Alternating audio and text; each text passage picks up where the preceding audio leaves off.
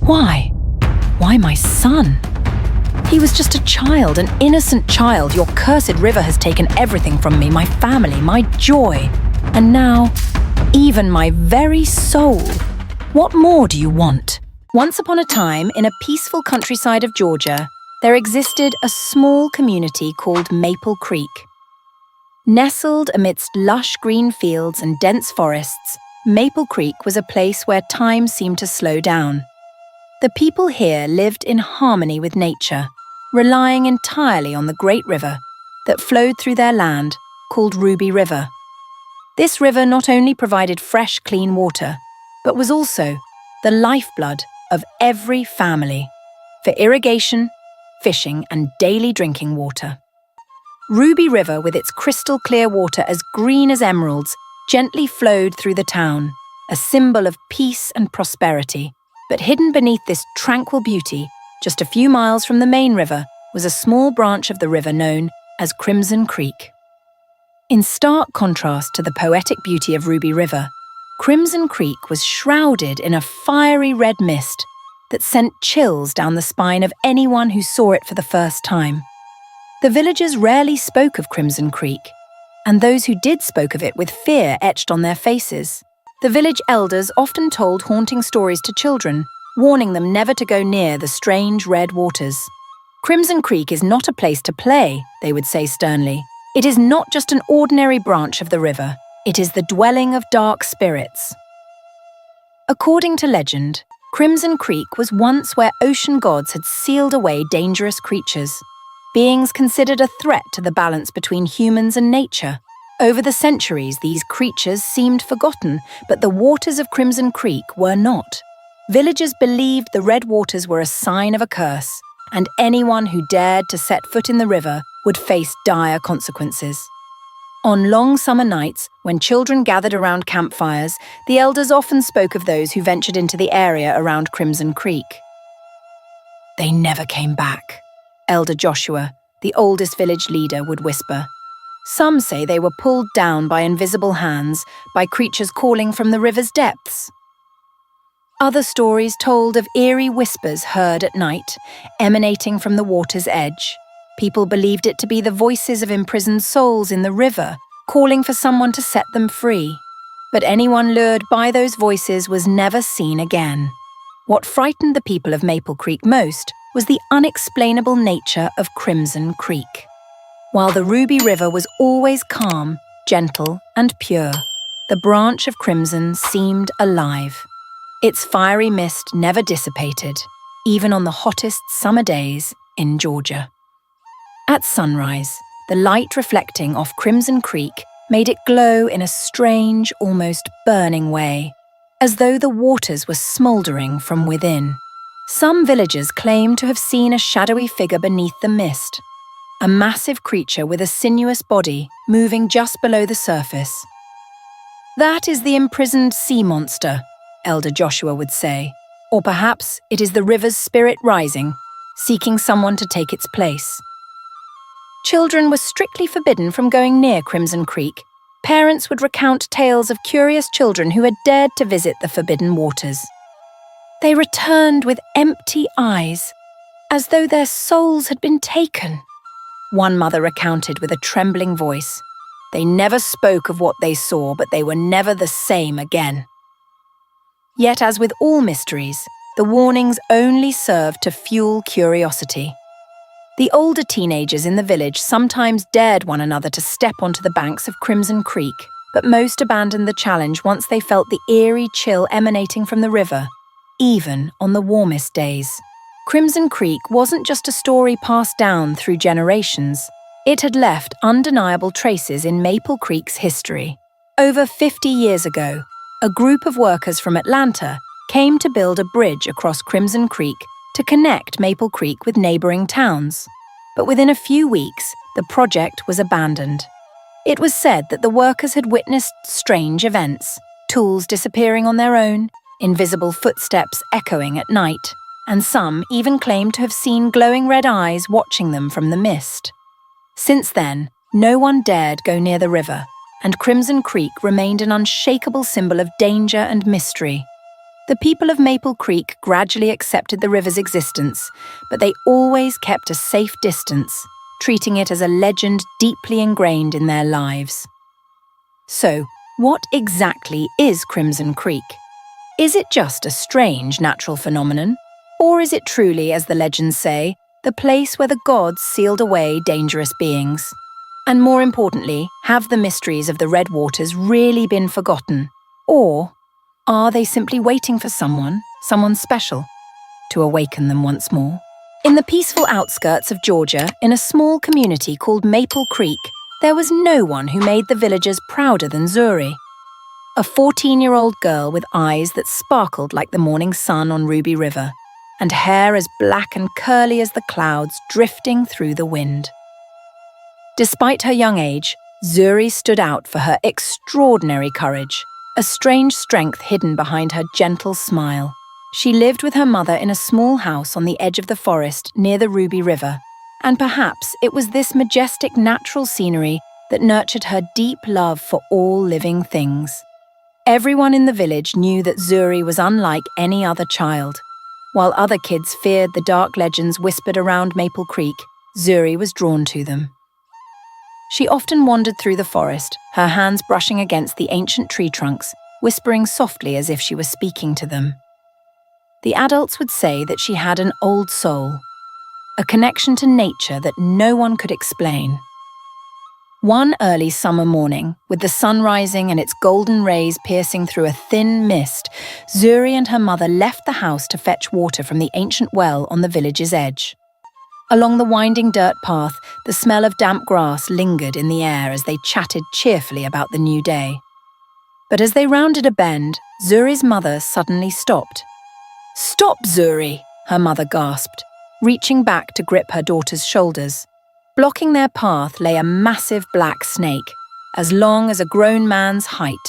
Its glossy skin reflected the sunlight, creating an appearance that was both beautiful and terrifying. The snake lay motionless, as if asleep, but its sheer size and presence made Zuri's mother tremble. "Don't go near it, dear," she whispered, her voice laced with worry. "It could be an omen from the river." The stories of Crimson Creek, the cursed river, flashed through her mother's mind.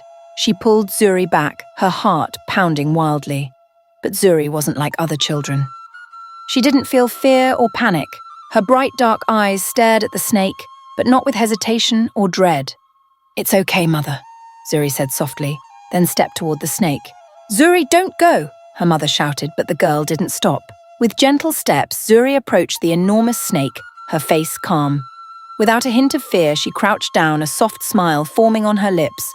"Good morning, Mr. Snake," Zuri said warmly, her voice full of kindness. "We don't mean you any harm. You're free to move along if you wish."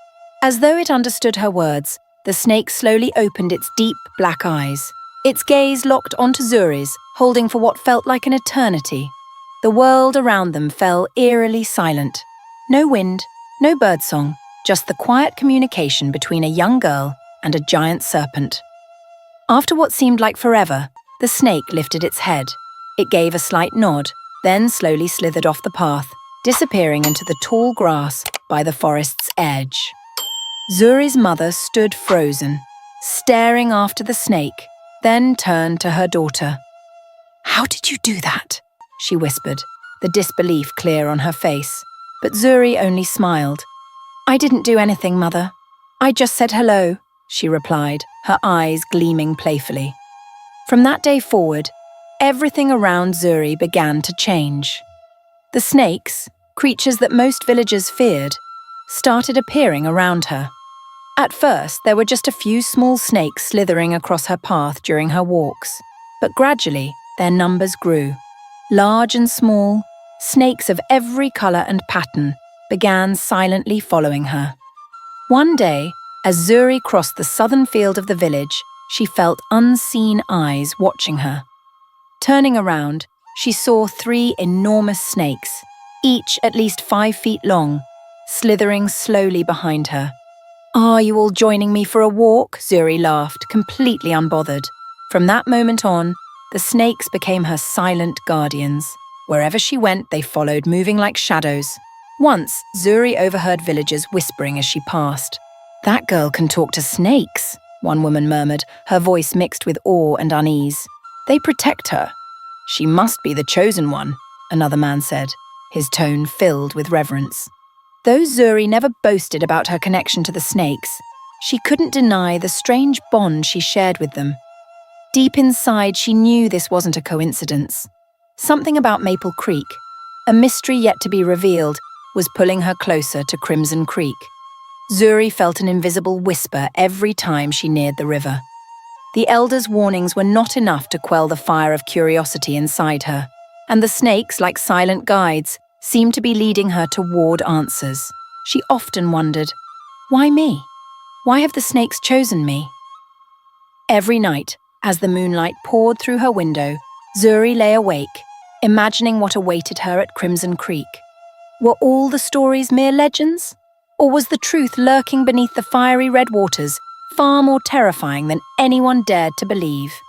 Little did Zuri know her encounter with the great black snake was only the beginning of an extraordinary journey, one that would uncover the darkest secrets of the river and of herself. And with her loyal army of snakes by her side, she was about to step into a world that no one in Maple Creek had ever dared to face. A year had passed since the day Zuri encountered the enormous black snake on the dirt path leading to the village well. Now, at 15, she was no longer a naive child. Zuri had grown stronger, braver, but she still retained the same insatiable curiosity and extraordinary courage. The snakes, her loyal companions, appeared more frequently now, as if they sensed something ominous drawing near. Then, one early morning, an unusual heaviness fell over Maple Creek. Thick clouds rolled in, swallowing the sunlight, casting a gloomy grey sky over the village. The wind howled through the branches, carrying with it an icy chill that gnawed at the spine. News spread like wildfire through the village. The waters of Crimson Creek had turned blood red. The villagers of Maple Creek rushed to the river, but no one dared to get too close. What they saw froze them in horror. The mist that typically lingered over the river had thickened, glowing a fiery crimson like smouldering embers. The once still waters now swirled violently, emitting faint sounds, as if the river itself was breathing. Elder Joshua, the village's most respected elder, was immediately at the scene. His face was tense, his eyes filled with worry, as he ordered a wooden barrier to be built around the area. "No one is to go near," he barked, his voice unusually firm. "We need to figure out what is causing this. It could be a curse from the water." The villagers gathered in small groups, whispering nervously, but no one dared to step forward. Fear lingered in their gazes, their murmurs, and their very breaths.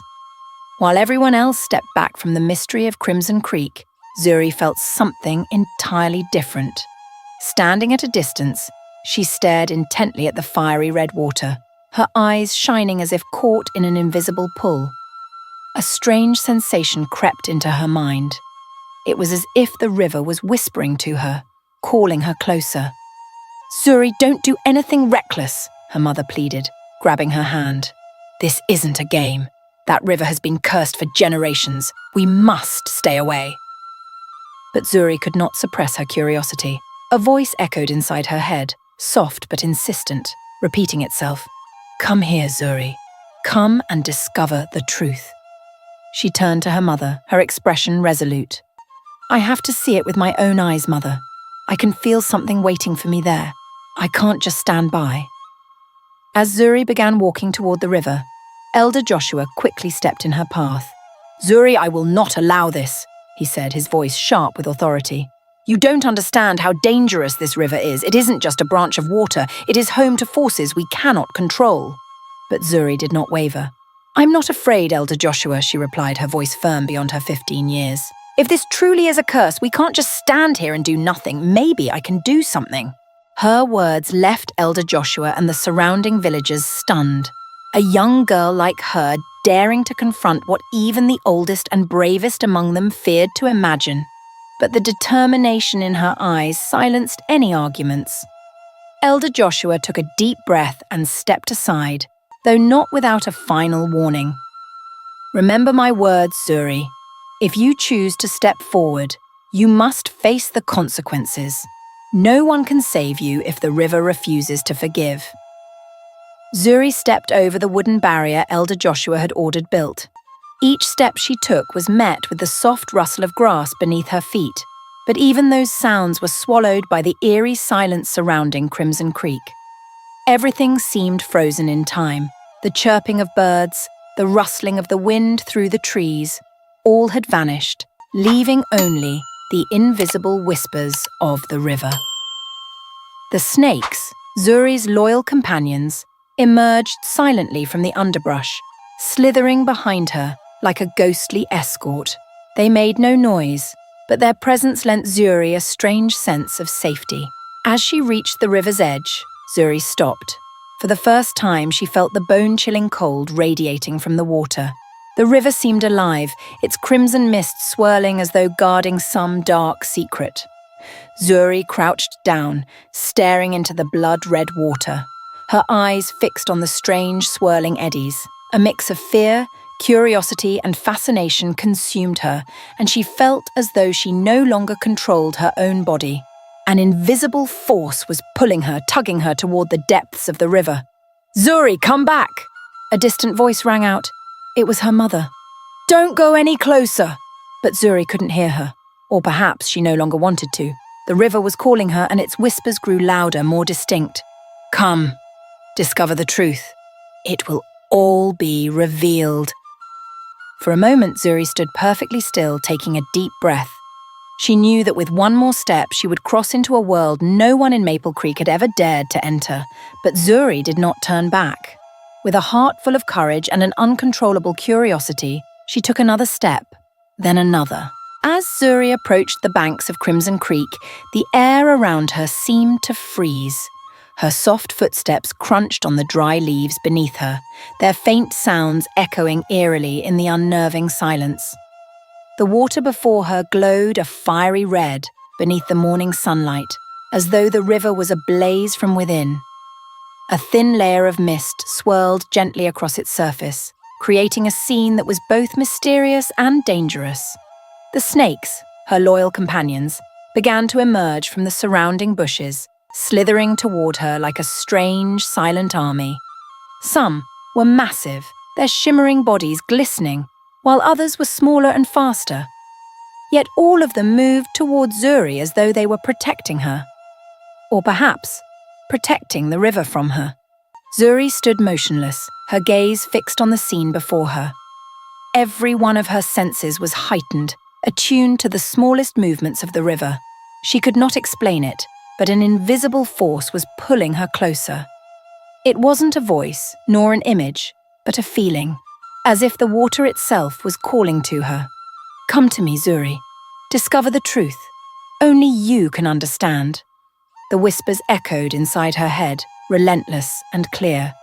They had no sound, yet they were undeniably powerful, as though the river had a will of its own and was speaking directly to her. Slowly, Zuri stepped toward the edge of the bank, her eyes locked onto the shifting water. Sunlight filtered through the crimson mist, creating strange dancing rays on the river's surface. The water wasn't just red, it swirled faintly, as though a presence beneath was stirring, waiting for someone to awaken it. She knelt down and let her fingers lightly touch the water. Crimson Creek's water was freezing to the touch, yet it carried an odd warmth, as if the river was alive. Her hand trembled, but Zuri did not pull away. She knew that something beyond her comprehension lingered here.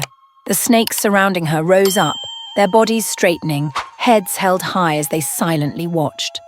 They too seemed to sense a presence that defied explanation. None of them moved or made a sound, forming a living wall to shield Zuri from whatever waited ahead. Zuri closed her eyes. Within her, a strange sensation stirred. Not fear, but a deep connection to the river. She didn't understand why, but foreign words began to form in her mind. Her lips parted, and before she could think, the sounds spilled out. It was a language she had never heard before, never learned, but it felt familiar. Her voice rang out, strong and certain, as though something was guiding her. Ora meshta Eli, Surian Akaloth. The words filled the air, intertwining with the whispers of the river, creating a haunting symphony. Instantly, the surface of the water began to change. The crimson water of Crimson Creek started to churn violently. At first, it was just ripples, but it quickly turned into a massive whirlpool, pulling everything nearby into its spiraling depths. From its center, steam rose. Not the gentle mist from before, but a red, boiling smoke that crackled like hot blood meeting cold air. Zuri's eyes flew open, but she did not stop.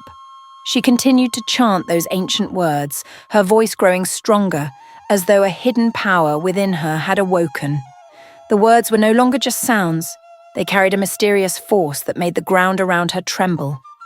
The snakes began to move, not in retreat, but closer, encircling her like a living shield. Their hissing merged with the sound of the churning water, creating a scene filled with both tension and dread. From the center of the whirlpool, something began to rise. At first, it was just a shadow, faint and unclear, but gradually it became more defined. A shape emerged. Something not quite human, yet not entirely monstrous. Zuri stepped back, but her chant did not waver. The snakes around her lowered their heads, as though preparing for a confrontation with a great foe.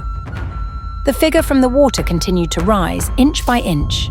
It was an enormous creature, its form half human, half fish. Its eyes glowed a fierce red, illuminating the misty air, while the sharp fins on its arms gleamed with a cold, deadly light. The entire atmosphere seemed to freeze. Zuri stood face to face with the creature, unwavering, though a question echoed in her mind. What am I summoning from these waters, and why? Do I feel like it's been waiting for me for a very long time? Zuri, just 15 years old, had unlocked a doorway to a world she had never known. Crimson Creek, with its ancient curse, was not just an ordinary river. It was a gateway to secrets no one in Maple Creek dared to confront. But now, she had crossed that threshold, and what awaited her would change her life forever. From the center of the swirling crimson waters, a colossal creature slowly emerged. At first, it was merely a shadow, flickering through the haze, but gradually, its form became clear. Its appearance seemed to tear through reality itself, bringing with it a chilling aura and an oppressive weight that crushed everything around it. It was a merman, but not the kind often dreamed of in fairy tales. His lower body was a massive fishtail, covered in gleaming green-blue scales that shimmered like emeralds, yet they exuded an aura of dread rather than beauty. Those scales didn't just reflect light, they pulsed with a fiery glow, as though they were shards of burning glass. The upper half of his body resembled that of a man, muscular and imposing, but his skin was not human. It was coated in a thin layer of scales, giving him the appearance of a hybrid, half man, half monster. His ears stood erect, edged with sharp fins, and his eyes burned like two blazing torches, filled with unrelenting fury. The giant roared, a sound so thunderous that it shook the earth, like a noise bellowing up from the deepest depths of hell. Crimson Creek churned more violently, sending waves crashing against the banks, uprooting grass and scattering stones. Zuri's snakes, loyal and fearless, launched themselves forward like a mighty army. Their long, sinewy bodies slithered across the ground with lightning speed, fangs bared and hissing with defiance. They attacked from all directions, surrounding the creature with a ferocity that was unmatched. But the creature did not flinch. With one powerful sweep of his enormous tail, he sent the entire swarm of snakes flying as though they were no more than fragile twigs. They crashed to the ground with heavy thuds, but they did not give up. One by one, they rose again, undeterred, knowing they were fighting to protect Zuri. The merman roared once more, lowering his massive frame and fixing his blazing gaze on Zuri. "Who are you to summon me?" His voice thundered, deep and terrifying, like a storm raging from the bowels of the earth. Zuri did not back down. Though her heart pounded wildly in her chest, she showed no fear. Her bright eyes locked onto the creature's, and her voice rang out firm and unwavering. "Who are you? Why have you cursed our waters? The creature stood tall, his tail lashing through the air with a sound like a windstorm. "A curse!" he growled, his fiery eyes flaring brighter. "You understand nothing. This river does not belong to you. It is mine. It is the resting place of power you cannot begin to comprehend." With those words, he lunged towards Zuri, his massive tail sweeping across the ground, obliterating everything in its path. His speed was terrifying. In the blink of an eye, he was upon her. But Zuri did not move. In that moment of life and death, she raised her hands, closed her eyes, and began to chant the ancient words once again. This time, her voice thundered with a force that seemed to command the very earth to listen. "Ora meshta, alarion, kithra." The words rippled through the air, carrying an invisible power that struck the giant like a bolt of lightning. He froze mid-air, his fiery eyes widening in shock as though he was being restrained by an unseen force. "No!" he roared, but his voice faltered. His massive form trembled as the strength drained from him. His scaly arms rose in a futile effort to fight back, but he could not move. Zuri opened her eyes, locking onto him for the final time. "You are sealed once more. Do not ever disturb our waters again." With her final words, the giant was completely frozen in place, suspended in mid-air like a towering statue of stone. Everything around Zuri fell into silence. The Crimson Creek, once raging with furious torrents, became still as glass. The red mist began to dissipate, revealing a calm surface, as if nothing had ever happened. The snakes, though battered and wounded, crawled back toward Zuri, forming a silent, protective circle around her. They no longer attacked, they merely watched, as though acknowledging that the battle was over, and that the victor was Zuri. Zuri stood still, staring up at the colossal stone form of the creature she had defeated. She knew this was only the beginning. This creature and Crimson Creek itself still harbored secrets she could not yet understand. But she also knew she had done what no one else dared. She had faced an ancient force and emerged victorious. And as the morning sun finally broke through the clearing mist, its light reflected off the now still water, casting a serene glow on the girl who had silenced the curse of Crimson Creek. As the faint light of dawn pierced through the crimson mist, Zuri stepped forward. She stood face to face with the colossal creature frozen in place. Its glowing eyes no longer held fury, but instead a strange calm, as though it was waiting for something. Her breath slowed, and the entire world around her seemed to hold its breath. The people of Maple Creek had gathered at a distance, hiding behind the trees, afraid to come closer. They watched in utter silence. No one understood what was happening, and more importantly, no one dared to intervene. Zuri raised her hand and gently placed it on the creature's chest. Its skin was chillingly cold, like a slab of frozen stone, but beneath the scales, she could feel the faintest heartbeat, struggling as though it had been imprisoned for centuries. This was no mere monster. It was a living being with a soul shackled by an ancient curse. Zuri drew in a deep breath. Every fibre of her being told her this was the moment of reckoning. She didn't know what compelled her to do what she did next, but one thing was certain: there was no turning back. Slowly she leaned in. Her lips touched the creature's, a deep, decisive kiss that was both unexpected and resolute. In that instant, it was as though the world was torn apart. A brilliant light erupted from the creature's body, blinding and radiant, causing the entirety of Crimson Creek to glow. The crimson water churned violently, sending small waves rippling outward, crashing against the banks. The villagers gasped in terror at the scene unfolding before them. When Zuri broke away, the creature's eyes opened, but the fire that once burned with rage had softened. Now they were gentle, like the waning light of a sunset. He looked at Zuri, no longer with anger or defiance, but with an unspoken emotion. Gratitude, sadness, or perhaps a silent farewell. His body began to dissolve, not in a violent end, but as though he was being freed from a burden too great to bear. His luminous scales shimmered one last time before disintegrating into the air, merging with the rising sunlight. He collapsed, unconscious, yet no longer menacing. Instead, he looked serene, like a soul that had finally been released. As his form touched the ground, Crimson Creek transformed. The once blood-red water, a symbol of curses and peril, became crystal clear, like a flowing sheet of pure glass. The crimson mist vanished, replaced by fresh, clean air and an eerie silence.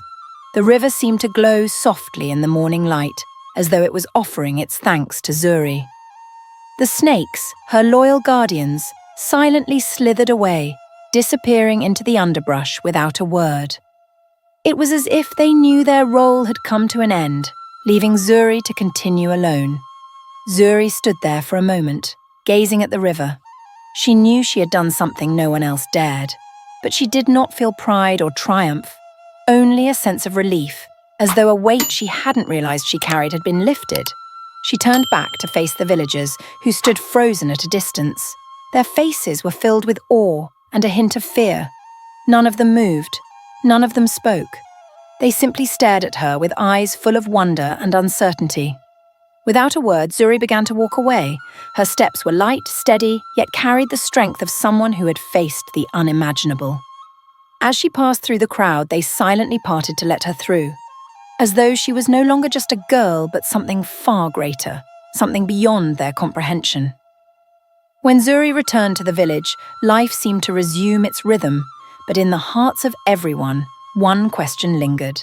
What really happened at Crimson Creek? And Zuri? Who is she truly? No one dared to ask her, and Zuri offered no answers. They only knew that she had done the impossible, and somehow she had saved the river and their village from a danger they could not even understand. In the weeks that followed, people avoided speaking of the events at Crimson Creek. They whispered fragments of the tale, of a brave girl, a monstrous being, and a mysterious kiss that changed everything. The story soon became a legend in Maple Creek, a tale of sacrifice, courage, and the strength of a girl who faced the unimaginable. From that day on, Zuri was no longer just a girl of Maple Creek. She was the one who had changed the river, who had confronted an ancient mystery no one dared to touch. Crimson Creek was peaceful now, but deep within its depths, it still held secrets that no one could fully understand. And Zuri, the girl who had awakened and freed the creature beneath its waters, had stepped into a new chapter of her life, a chapter whose ending she could not yet see. Time passed since the day Zuri confronted the colossal creature at Crimson Creek. The river had now returned to its serene state, its water as clear as jade, and the crimson mist that once haunted the villagers had vanished. Maple Creek, once shrouded in fear and suspicion, seemed reborn.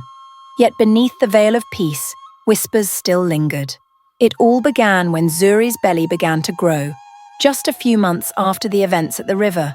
No one knew what had happened, but curious, doubtful gazes were constantly cast her way. She was never married, one woman whispered. Could it be the river's curse that did this to her? A man murmured, his voice hushed. The rumors quickly spread throughout Maple Creek. Some believed Zuri carried a creature from the river, the consequence of her fateful kiss with the giant being. Others were more skeptical, suggesting it was a mystery beyond explanation. Gradually, the whispers turned to real fear.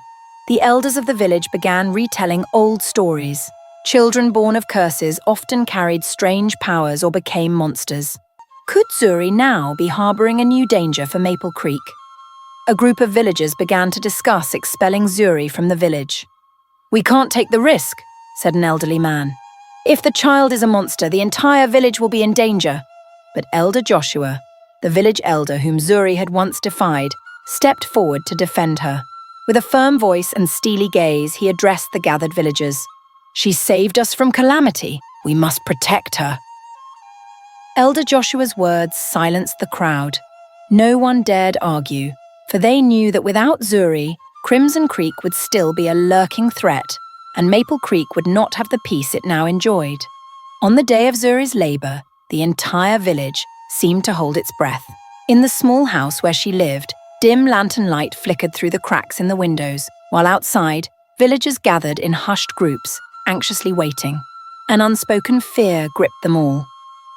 a fear that whatever emerged from that house would not be a normal child. Throughout the long night, Zuri's cries of pain echoed through the still darkness, freezing the air with an almost palpable tension. Some villagers clung to one another, while others muttered prayers, hoping the child would not be a cursed creature. Then, as dawn broke, the piercing cry of a baby rang out. The villagers froze, their hearts skipping a beat. The door to the house slowly creaked open, and Zuri's mother stepped out, cradling a small bundle in her arms. "It's a boy," she announced, her voice trembling. "A perfectly healthy child." Sighs of relief swept through the crowd, yet no one dared move closer or step inside. They continued watching the small house with wary eyes, as if bracing for something unexpected. Zuri named her son Kai, meaning living water. The boy, with eyes as dark and luminous as his mother's, and a gentle, radiant smile, quickly won the hearts of many. Kai grew strong and joyful, but there was one peculiar thing no one could explain. He never wanted to go near Crimson Creek. Whenever asked, Kai would shake his head, his eyes filled with an unspoken fear. "I don't like that place," he would say softly, his voice trembling. "It feels cold, and something is watching me." Kai's words weighed heavily on Zuri's heart. Though the river seemed calm and peaceful, it carried a silence that was unsettling. Each time Zuri saw the fear in Kai's eyes, she couldn't help but wonder, has the river truly forgiven, or is it only waiting? As Kai grew older, strange signs began to appear. One night, Zuri awoke to faint whispers coming from her son's room. Entering quietly, she found Kai sitting upright in his bed, his eyes tightly shut, but his voice clear as day. "Stay away from the river. He's waiting. He will return." Zuri shivered, but chose not to wake him. After that night, she noticed Kai began having strange dreams, and each morning he would stare out the window, his gaze fixed on the direction of the river, his face etched with confusion. The villagers, though silent, sensed that something was wrong. The wary glances returned. They no longer saw Kai as just a normal child, but as a symbol of something they could not comprehend. Crimson Creek, though calm, remained an unanswered question, and Kai, the boy whose name meant living water, seemed to carry within him a deep connection to the river. A connection even Zuri could not fully understand. On a crisp autumn evening, as the sky above Maple Creek shimmered with countless stars, Kai turned 10. The entire village gathered to celebrate the boy they had slowly come to accept. Kai, once feared as a child of the river's curse, now won them over with his bright smile and eyes as clear and warm as the morning sun. That night, Zuri smiled as she watched her son laughing and playing with his friends. Yet deep within her heart, a quiet unease lingered. Crimson Creek, the river that had once been the epicenter of tragedy, still loomed like a ghost over their lives. That same night, as all of Maple Creek drifted into slumber, Kai too fell asleep in his small bed. But unlike every other night, he was awakened by a strange dream. In the dream, he stood on the banks of Crimson Creek. The water, glowing red like blood, churned violently as if boiling from within. A voice echoed through the mist, cold and commanding. "Kai, you belong to me. Come back." Kai jolted awake, his body drenched in cold sweat. He gasped for breath, his eyes wide as he stared into the dark ceiling. He didn't want to believe the dream, but it was too real, too vivid, as if the river itself were calling him. Unable to resist, Kai slipped quietly from his bed, his bare feet touching the icy wooden floor. Kai stepped outside. The autumn breeze caressed him gently, yet it carried a strange, bone-chilling cold. He wandered through the village, his expression blank, his actions unconscious, as if some invisible force were pulling him toward Crimson Creek, the cursed river that still ran wild and dangerous. His small figure drifted silently through familiar paths. The snakes, Zuri's loyal protectors, slithered from the shadows. They surrounded Kai, hissing with a strange urgency, as if pleading him to turn back. But Kai did not stop. His empty eyes stared ahead, mesmerized by a power beyond his control. Finally, he reached the banks of Crimson Creek. The water glowed under the moonlight, its crimson surface reflecting like a fiery mirror. Kai halted, his gaze fixed on the swirling current. Again, the voice called out, "Come closer! Just one step more!" Without hesitation, Kai stepped into the water. The icy liquid bit at his skin, but he did not falter. The river, like an enormous hand, pulled him in, inch by inch, until his small body disappeared entirely beneath the blood-red surface. The next morning, as the first rays of sunlight pierced through Maple Creek, Zuri awoke with a start. The house was unnervingly quiet, and she quickly realized Kai was no longer in his bed. Her heart pounded wildly, fear crashing over her like a violent wave. "Kai, where are you?" she cried, searching every corner of their home. Her desperate shouts echoed through the village, waking the townspeople. Within minutes, the villagers gathered, lanterns in hand, ready to help. The next morning, as the first rays of sunlight pierced through Maple Creek, Zuri awoke with a start. The house was unnervingly quiet, and she quickly realized Kai was no longer in his bed. Her heart pounded wildly, fear crashing over her like a violent wave. "Kai, where are you?" she cried, searching every corner of their home. Her desperate shouts echoed through the village, waking the townspeople. Within minutes, the villagers gathered, lanterns in hand, ready to help. The village was thrown into chaos. The men, armed with lanterns and tools, combed through the woods, calling out Kai's name, but their cries were met only by the eerie whisper of the wind and an oppressive silence. As the sun rose higher, a terrified scream erupted from the direction of Crimson Creek. A man had found a small figure washed ashore. It was Kai. His body was pulled from the water, lifeless and pale. His eyes were wide open, frozen in an expression of unimaginable terror, as though he had seen something too horrific to comprehend. His small face, once so full of joy, was now etched with fear. Zuri collapsed beside her son, her trembling hands clutching his cold body. "No, Kai, please, wake up!" she screamed, her voice shattering the stillness of the forest. But Kai did not answer. He was gone, taking the river's secrets with him into the deep. The villagers stood in the shocked silence, unable to look away from the heartbreaking scene. Their eyes shifted to Zuri, the grieving mother who knelt by her son, and then to the river. Crimson Creek lay still, eerily calm, as though nothing had happened. Yet they all knew. The tranquility was a facade, a mask for the horrors that lurked beneath. "The river has claimed the boy," Elder Joshua said hoarsely. "It never truly forgave us." Kai's death cast a heavy shadow over Maple Creek. The villagers, who had once dared to believe that the ordeal was over, now found themselves drowning in old fears. The river's curse still lingered, smouldering like an ember beneath the ashes. Zuri, her heart shattered, spent every day by the riverbank, staring into its depths without blinking. She knew the river had taken what was most precious to her, and there was nothing she could do to stop it. But one question continued to echo through her mind. Why? Why did the river choose my son? Zuri's heart-wrenching cries echoed across Maple Creek, shattering the stillness of the misty morning.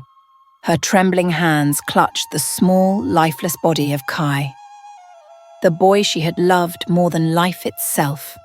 Kai's cold, unmoving form lay still, his tiny face frozen in a look of terror, his wide-open eyes seeming to plead with a silence no one could interpret.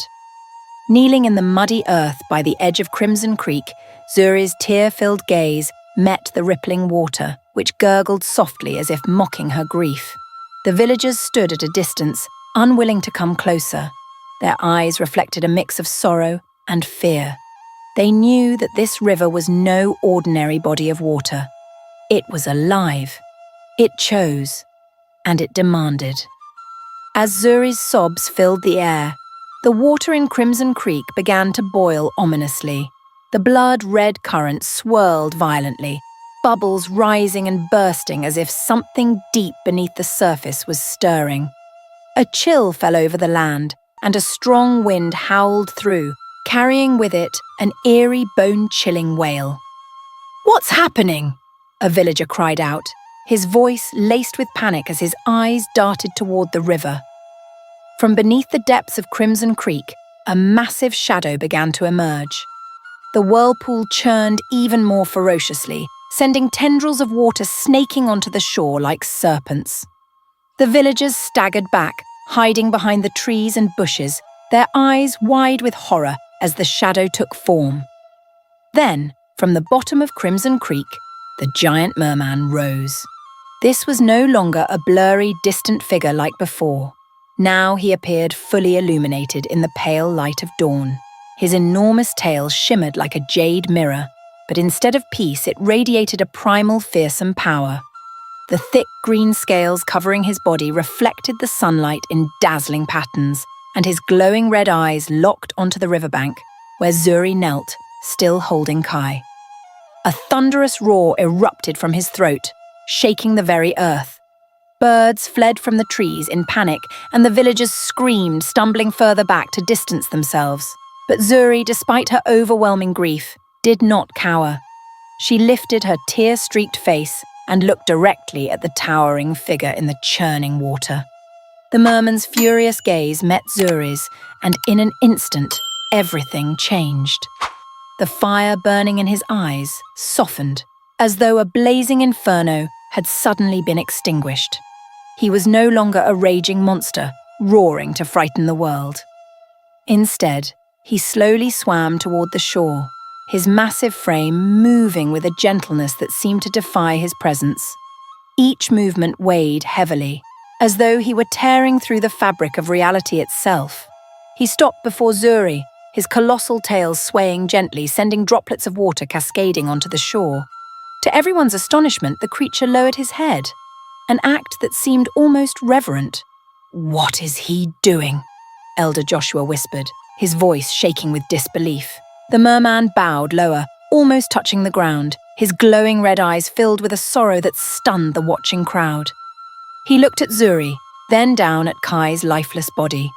And then the unthinkable happened. He began to cry. Large, crystal-clear tears rolled down his scaled face, falling into the river like sacred rain. His sobs rumbled low and deep, carrying an inexplicable weight that seemed to saturate the air with anguish. The villagers were paralyzed. They could not comprehend what they were seeing. A monstrous being, once a harbinger of fear, now shedding tears of grief. Zuri watched him, still clutching Kai's body.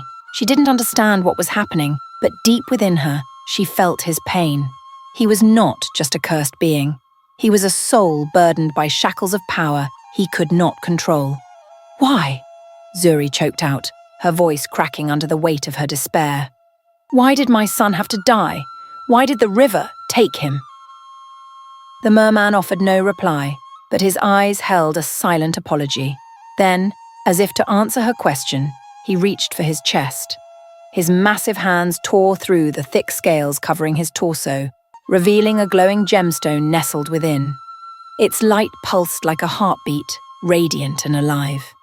The villagers gasped, backing away even further, but Zuri did not move. Her eyes remained fixed on the creature before her. He lifted the gemstone from his chest, cradling it with both hands, and gently placed it beside Kai's body. The light emanating from the gem spread like a sunrise, bathing the riverbank in a golden glow. Crimson Creek's water, once dark and red, turned clear and pristine, as though the river itself was being purified. The red mist vanished, and a serene stillness replaced the chaos. Zuri looked at the gemstone, then back at the merman. She did not know if this act could bring a miracle, but she understood one thing. This creature was no longer her enemy. He was a part of the river, and perhaps a part of Kai's fate. The merman looked at her one last time, his red eyes now soft and warm. Then, without a word, he retreated, sinking back into the depths of Crimson Creek. His massive form disappeared beneath the now tranquil water, leaving only ripples that faded into nothingness. No one spoke. The villagers stood frozen, their hearts heavy with the weight of what they had witnessed. Crimson Creek lay calm and clear, but the price of its peace had been a young boy's life, and it left behind questions that no one could answer. The river kept its secrets, but this time, it left behind a story no one would ever forget. The colossal merman bent down, his fiery red eyes glowing with anguish. Slowly he raised his massive, scaled hand and gently placed it upon Kai's head. An inexplicable warmth emanated from his palm, a silent farewell that needed no words. He quietly turned to look at Zuri, his gaze deep and sorrowful, as though thousands of unspoken apologies filled the air. Zuri, consumed by unimaginable grief, looked up at the enormous creature. Her eyes no longer held hatred, only a quiet understanding. She knew he was not the enemy, but part of the tragedy that had bound itself to this river for so long. Why? Why Kai? Zuri whispered, her voice dissolving into the stillness of the morning air. The merman offered no answer, but his eyes conveyed everything. There were questions that required no explanation, pains that could not be erased, and choices that could not be undone. Bowing his head one final time, he slowly retreated, his massive form sinking back into the crystal-clear depths of Crimson Creek. The river, which had churned violently moments before, now returned to a stillness that was strangely serene. As the merman disappeared, Crimson Creek transformed completely. The blood-red water that had once symbolized danger and a terrible curse now shimmered clear as glass, reflecting the soft light of the early morning sun. It was as if the river itself had been cleansed, the curse finally lifted. From their hiding places behind the trees, the villagers of Maple Creek slowly emerged, their faces a mix of awe and fear. They stared at the river, then at Zuri, the young mother kneeling in the mud, clutching her son's lifeless body as though afraid to let him go again. "The river has been restored to peace," Elder Joshua whispered, his voice carried away by the breeze. "But the price we paid was far too great." The story of Zuri, Kai, and the merman did not remain a mere tragedy. It spread across Maple Creek, becoming a legend that no one dared forget. It was said that Zuri was more than just a mother. She was a symbol of courage, sacrifice, and an unbreakable bond with nature. Crimson Creek, though returned to its tranquil state, still held secrets no one dared to uncover. But for the people of Maple Creek, the river was no longer a forbidden place. It became a symbol of rebirth, a reminder that nature is not only a friend, but a force deserving of respect. One morning, months after Kai's death, Zuri stood by the banks of Crimson Creek. The water flowed clear and calm, but in the sunlit reflection, something stirred beneath the surface. Was it an illusion or a sign? Zuri took a deep breath, her gaze unwavering. The river had taken her son, but she knew it had also left her a message, one she needed to understand. "This isn't the end," she murmured to herself, staring deep into the water. "This is only the beginning." The story of Zuri, Kai, and the merman did not remain a mere tragedy. It spread across Maple Creek, becoming a legend that no one dared forget. It was said that Zuri was more than just a mother. She was a symbol of courage, sacrifice, and an unbreakable bond with nature. Crimson Creek, though returned to its tranquil state, still held secrets no one dared to uncover. But for the people of Maple Creek, the river was no longer a forbidden place. It became a symbol of rebirth, a reminder that nature is not only a friend, but a force deserving of respect. Zuri's story is more than a mysterious legend. It is a profound lesson for all of us. Sometimes the things we fear the most offer us the chance to understand ourselves better. Love, courage, and sacrifice are the forces that can overcome any curse, any barrier between humanity and the natural world. Crimson Creek, with all its ferocity and mystery, taught the people of Maple Creek one simple truth: respect nature, for it not only gives life, but also holds within it secrets that only love and kindness can unveil. thank you for following this mystical tale of Crimson Creek. If you found this story captivating, be sure to hit subscribe so you don't miss more magical legends from African Tales Best. What do you think of the merman's actions? Has the river truly found peace, or is this just the calm before another storm? Leave your thoughts in the comments. If you're African American, share this with your friends, family, and loved ones in the United States to preserve the culture, history, and folklore. And don't forget to turn on notifications to stay updated with the next thrilling stories. Will Zuri return to the river, and how will the story of Maple Creek continue? Stay tuned for the next chapter